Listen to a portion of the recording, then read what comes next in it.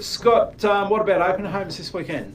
Yeah, we've had a bit light on again, Dan, because of all the bookings Still and got everything, plenty of people in. and the fact that we're holding deposits on Sure, about stock. half of our stock at the moment. Yep. So we've only got 5 on this weekend. Just the 5. Yeah, Okay. and we've got a lovely house at Corlette, 849,000.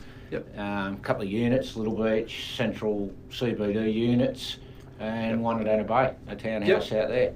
It's in a popular complex. So bit of variety there. Yep. And by the looks of it, we're going to have a fair few people through from the inquiries this week. For sure. And we've got, a lot of them are booked up through school holidays. That's Yeah. something we are short of stock. So there are some other properties that are available too. So if you are looking for something to purchase, make sure that you do speak to the team, let them know what you're looking for. Of course. They'll be able to help you out that way. Yeah. So Scott, you've got some news from Real Estate Institute of Australia, the National Institute. Yeah. What's happening there? It's just, well, as probably all think this anyway, but they've come out and confirmed that they're predicting that Australia is on the cusp of a national property boom.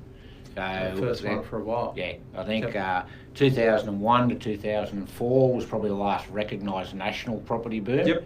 Obviously, Sydney and Melbourne had their big run, 2013. They've had a few, run through there. But talk about Perth and those sort of areas, it was quite the opposite during those times. And that's if West Australia is still part of Australia by then.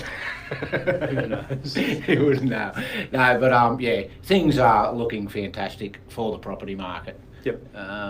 Regional markets around Australia, they're just out of control.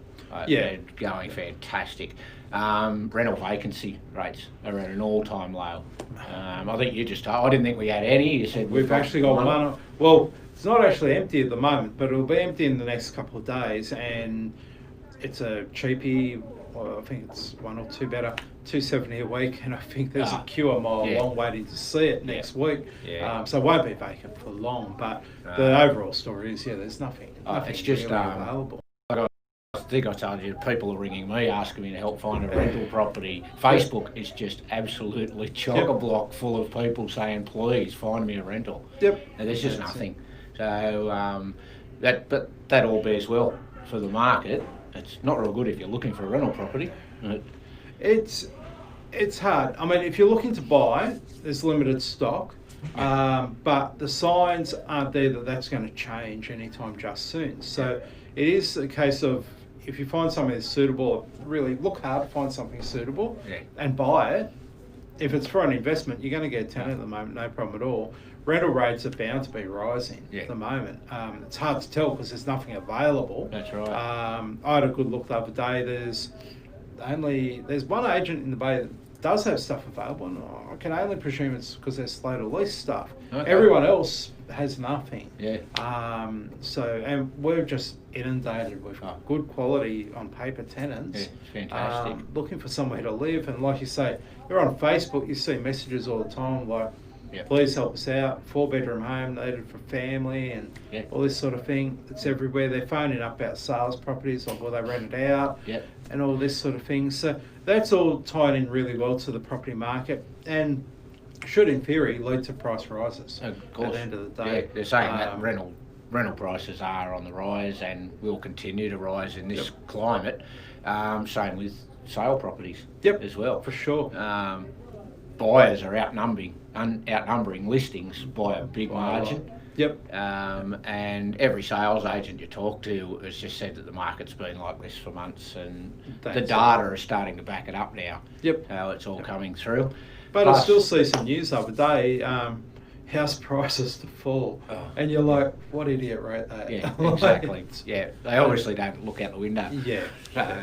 But the budget was passed down too. There were some good things for the property market that come out of it. First home buyer scheme has been extended. They'll give another 10,000 places there. Not directly helping here, but the flow effect is there. But and tax cuts, which is always a good thing. We'll enjoy those, and that's been backdated to the 1st of July. It's not a massive amount of money, but it all helps. It helps the affordability. And obviously they're going to stimulate the economy by giving people a bit more money to spend, so go through.